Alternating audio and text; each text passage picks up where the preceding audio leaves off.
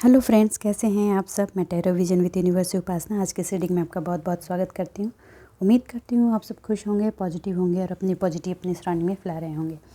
Friends, ये general collective reading है। हो सकता है इससे कुछ एनर्जीज आपसे रेजोनेट करें, कुछ एनर्जीज आपसे रेजोनेट ना करें। तो जितनी चीज़ें आपसे रेजोनेट होती हैं उसको अपने लिए रख लीजिए, बाकी चीज़ों को दूसरों के लिए जाने दीजिए।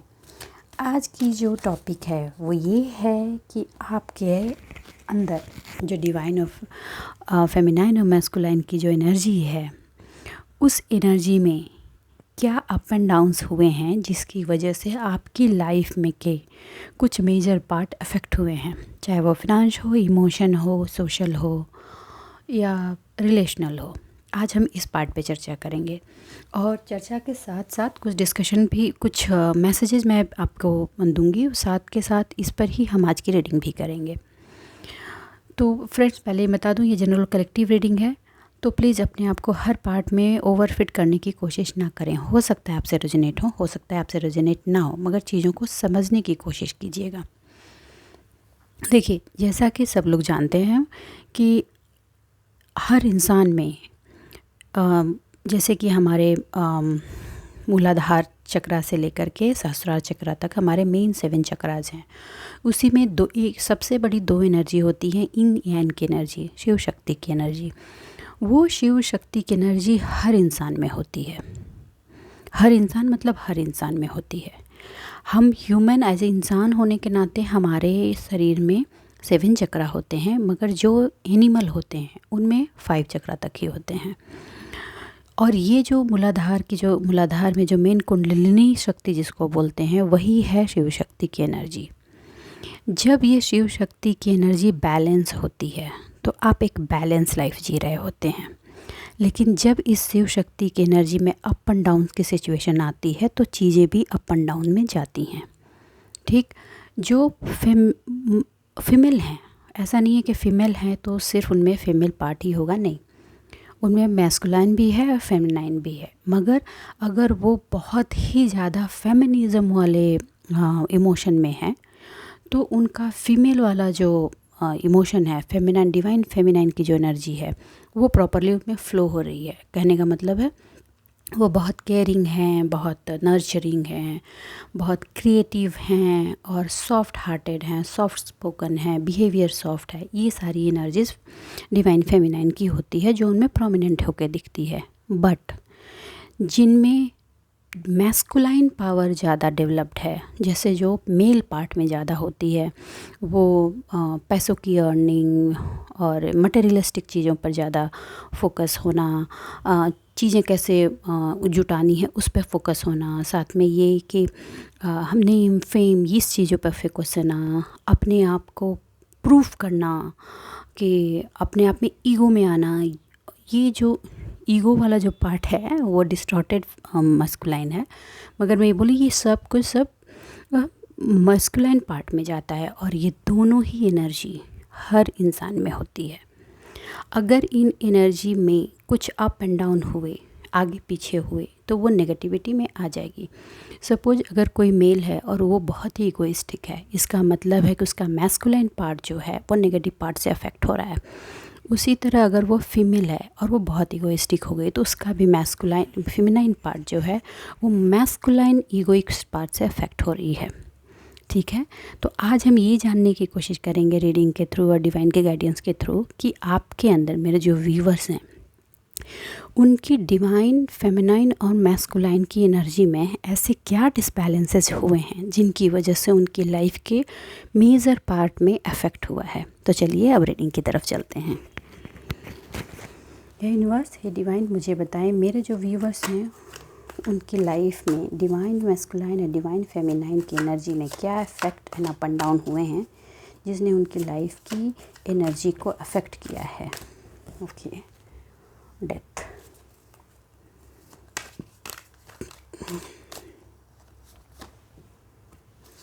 Okay,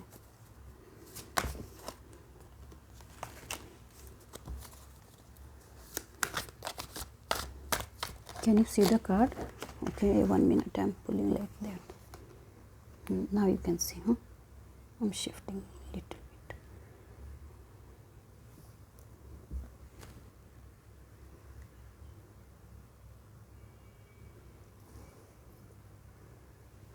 Okay, you can see, right?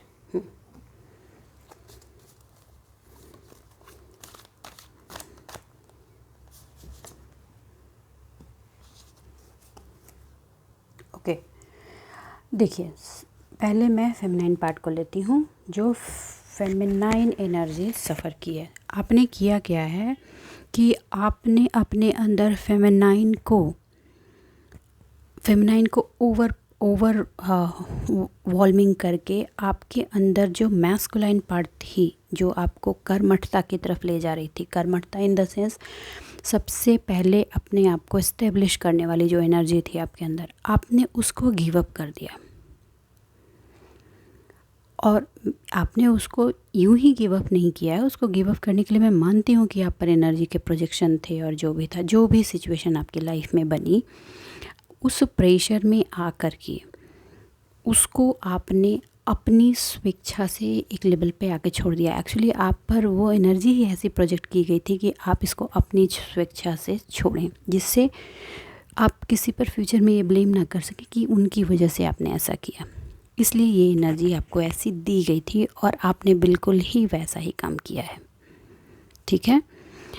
इस वजह से, और ये आपने किया क्यों है, ये आपने इमोशन में आके किया है, अपने रिलेशन में आके किया है। ये आपको पता था कि आपका जो ये रिलेशन है वो डिवाइनली गाइडेड है, आपको ऐसा शुरू से फील होता था, और वो है भी, मगर उसमें जो मिलावट हुई थी आपके पार्टनर की तरफ से एनर्जी की, वो थी आपको फिनेंशियली ब्रेकिंग की, क्योंकि आप में एक स्ट्रेंथ थी और वो स्ट्रेंथ आपके पार्टनर को पता थी। तो आपको तोड़ने का आपके जो भी पार्टनर रहे हैं उनके पास और कोई ऑप्शन नहीं था, कोई ऑप्शन नहीं था। ऑनेस्टली बोल दूँ, उनको समझ ही नहीं आ रहा था कि आपको अब कैसे तोड़ा जाए, क्योंकि आप मेंटली बहुत ही स्ट्रॉन्ग पर्सन रह चुके हैं। ये किसी मेल के लिए भी हो सकता है फ्रेंड्स, ऐसी मुझे वाइब आ रही है, ठीक है। आपकी इस स्ट्रेंथ को देखते हुए आपको सिवाय इमोशनल और लव की एनर्जी में ट्रैप करने के अलावा उनके पास कोई रास्ता नहीं था, तो उन्होंने वही गेम आपके साथ खेला।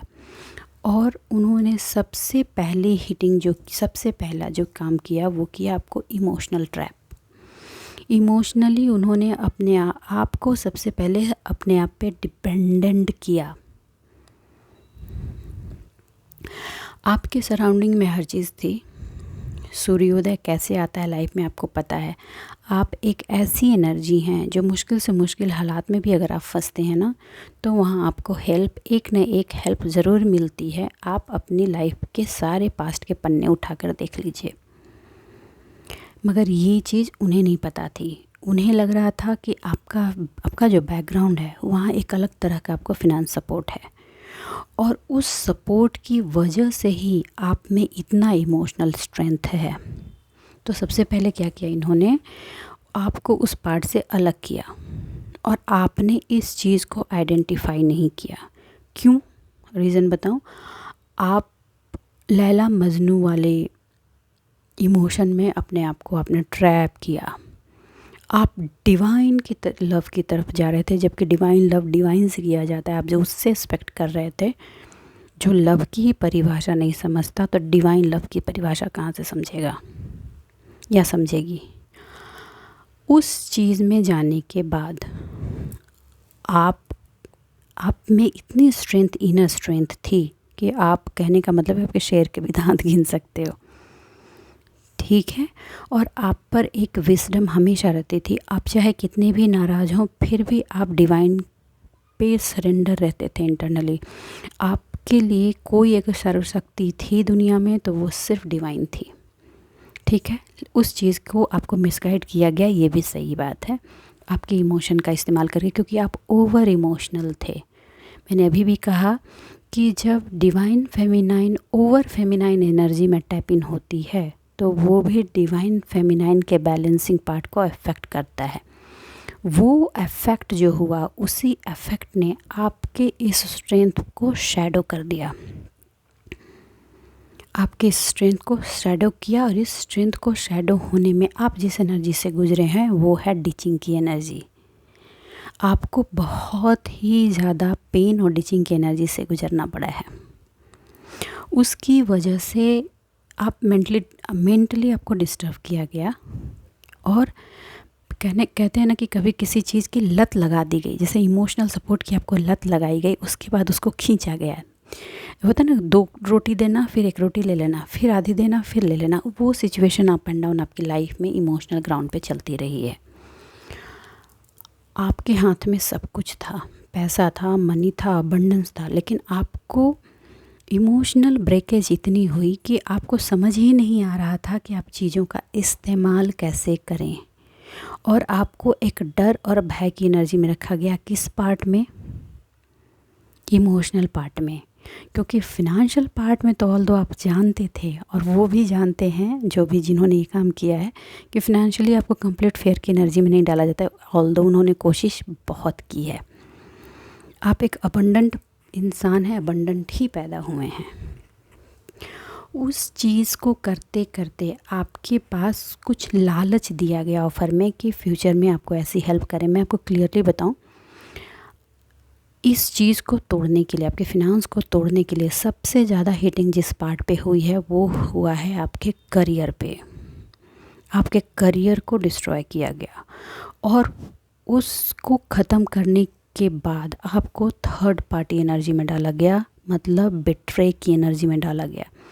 इतनी पेन और पीड़ा आपको दी गई कि आप घुटनों पर आ जाएं, ठीक, और उनसे अपने इमोशन की भीख मांगे, और फिर वो आपकी लाइफ में इन आउट करते रहे। मगर इसी टाइम में जजमेंट कॉल हुआ, क्योंकि आप वो पर्सन हैं जो फुल सरेंडर पर्सन है और डिवाइन पर अटूट विश्वास करते हैं, ठीक।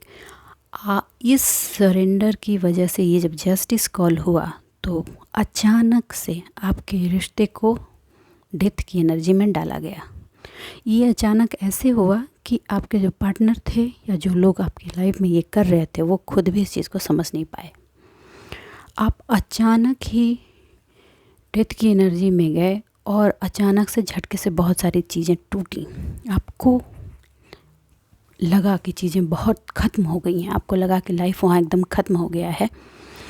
मगर वहाँ पे भी आपने बहुत शांति से डिवाइन को जिस तरह से सरेंडर किया, डिवाइन उससे आपसे बहुत बहुत बहुत खुश है। डिवाइन ने कहीं ना कहीं आपके इमोशनल पार्ट को अब हील कर दिया है, और आपके डेथ के बाद आपके लाइफ में आपकी इनर हीलिंग होते होते इनर हीलिंग का में सूर्य का प्रकाश गया, और अब वो धीरे धीरे धीरे आउटर पार्ट में भी रिफ्लेक्ट होना शुरू हो गया है। कहने का मतलब है कि आपका डिवाइन फेमिनाइन जो इफेक्ट हो गया था, और डिवाइन मैस्कुलाइन को जो आपने मार दिया था, अब आप उसमें डेथ के बाद एक बैलेंस की एनर्जी में आ रहे हैं, क्योंकि जस्टिस कॉल हुआ है। इस बैलेंस की एनर्जी में जब आए हैं तो आपका इनर पीस आपको मिला है, और आपको ये 100% पता है कि you are fully divine protected person.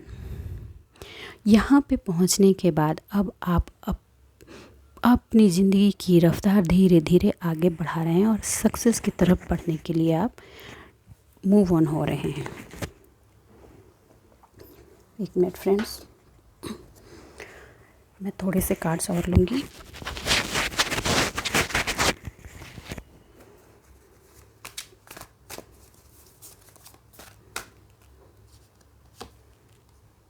देखिए, कुछ लोगों ने अपने डिवाइन फेमिनाइन और डिवाइन मैस्कुलाइन दोनों पर काम किया है, और काम करते हुए वो आगे बढ़ रहे हैं, मगर वो अभी भी अपनी फिनांस को लेकर जगल कर रहे हैं, क्योंकि आपने जिस मैस्कुलाइन पार्ट को अपने अंदर से मार दिया था उसको आपने ज़िंदा तो किया है, मगर उस पे ज़िंदा करने के बाद भी आप थोड़ी से कन्फ्यूज़न के स्टेट में हैं। वो इसलिए हैं क्योंकि आप अपनी दोनों एनर्जी को अलाइन नहीं कर रहे हैं। पहले आपका फेमिनाइन बहुत हाई हो गया था और वो डिस्टॉर्टेड में एनर्जी में चला गया था। अब आपने क्या किया है, फेमिनाइन का वो पार्ट आपने छोड़ दिया है और मैस्कुलाइन के पार्ट को ज़बरदस्ती ऑप्ट करने में लगे हुए हो। वो नहीं करना है। मैस्कुलाइन पार्ट पे आप धीरे धीरे काम कीजिए, चीज़ें धीरे धीरे धीरे धीरे आपकी लाइफ में रिवील होंगी और वो आगे बढ़ाएंगी। आप कन्फ्यूजन के स्टेट में नहीं लें, ये ऑप्शन लूँ कि वो ऑप्शन लूँ, ये ऑप्शन सही है कि वो ऑप्शन सही है। आप अपने फेमिनाइन पार्ट में बने रहें, बैलेंस फेमिनाइन एनर्जी में मैं बोल रही हूँ। वो डिस्टॉर्टेड नहीं, ओवर नहीं करना है, ना तो ओवर फेमिनाइन में जाना है ना ओवर मैस्कुलाइन में जाना है। बैलेंस मिडिल पाथ पे रहिए, ठीक। लोगों से सजेशंस लीजिए, आप जिस पार्ट पे कंफ्यूजन में हैं वहाँ पे आपको कुछ ना कुछ गाइडेंस मिलेगी और मिल भी रही है। आप उसको ऑप्ट करते हुए आगे बढ़िए, क्योंकि सक्सेस आपकी राह में ना आए ये इम्पॉसिबल है, वो आ ही रही है। हाँ, कुछ लोगों को इस बात का शक है कि इसमें नेगेटिव एनर्जी का यूज हुआ था, तो हाँ मैं ऑनेस्टली बोल दूँ हुआ था। मगर आप जिस बैंड की एनर्जी में आज हैं कि अब मुझे ये चाहिए तो चाहिए, ये जंग जीतनी है तो जीतनी है, तो मैं बता दूँ आप जीतेंगे। लेकिन फिर मैं कहती हूँ आप बैलेंस रहें, ना ओवर मैस्कुलाइन में जाना है ना ओवर फेमिनाइन में जाना है। अगर ओवर मैस्कुलाइन में गए तो भी एनर्जी डिस्टॉर्टेड हो जाएगी, और ओवर फेमिनाइन में गए तो भी एनर्जी डिस्टॉर्टेड हो जाएगी। तो आपको मिडिल पाथ पे बने रहना है और धीरे धीरे धीरे धीरे अपनी लाइफ की गाड़ी को आगे बढ़ाना है, ठीक है। चीज़ों को सोचते नहीं रहना है, ऑप्शंस जो आ रहे हैं उनको सोचता नहीं है, क्योंकि अब सिर्फ जब सोचेंगे तो आप अपने मैस्कुलाइन पार्ट की जो एनर्जी आप धीरे धीरे गेन कर रहे हैं उसकी ओर मूव नहीं कर पाएंगे। तो आपको मूव करने के लिए कहा जा रहा है, अपनी मैस्कुलाइन एनर्जी को अलाइन करके एक्शन लेने के लिए कहा जा रहा है। मगर ये एक्शन लेने में आप चूक इसलिए रहें क्योंकि आप पास्ट की उस बिट्रे की एनर्जी को बीच बीच में अपने ऊपर हेवी होने दे रहे हैं।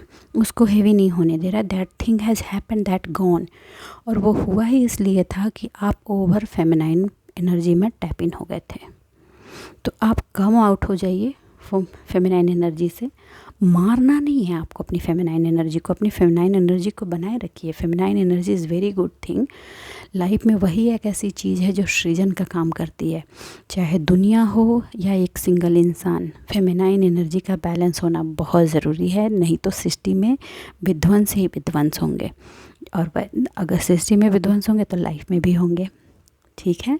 तो आपको ये कहा जा रहा है कि आप में जो ओवर फेमिनाइन एनर्जी आने की वजह से जो डिस्ट्रैक्शन पार्ट हुआ था आप उसको छोड़िए और अपने मैस्कुलाइन एनर्जी को में टैप इन होते हुए बैलेंस फॉर्म में अपनी ज़िंदगी की रफ्तार को आगे बढ़ाइए, ठीक है। यही चीज़ अगर आपने अपनी लाइफ में किया तो आपकी लाइफ में जो अबंडेंस आप चाहते हैं वो आप हर हाल में इनवाइट कर पाएंगे, ठीक है फ्रेंड्स। तो आप समझ रहे हैं कि ये ओवर मैस्कुलाइन और ओवर फेमिनाइन के डिसबैलेंस से आपकी लाइफ में क्या क्या प्रॉब्लम्स आई हैं। चलिए अब इस पर थोड़े से डिवाइन गाइडेंस और लेते हैं। कि मैं दूसरा डेक इस्तेमाल करूँगी।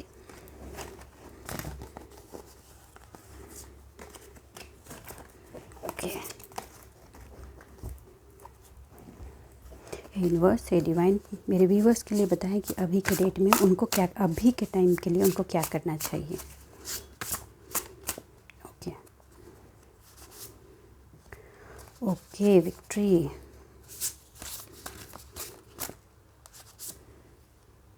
मैं एक एक कार्ड्स और ले लेती हूँ। ओके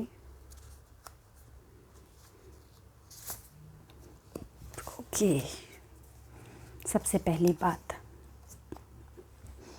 आप बॉटम ऑफ द डेक देख सकते हैं, ठीक।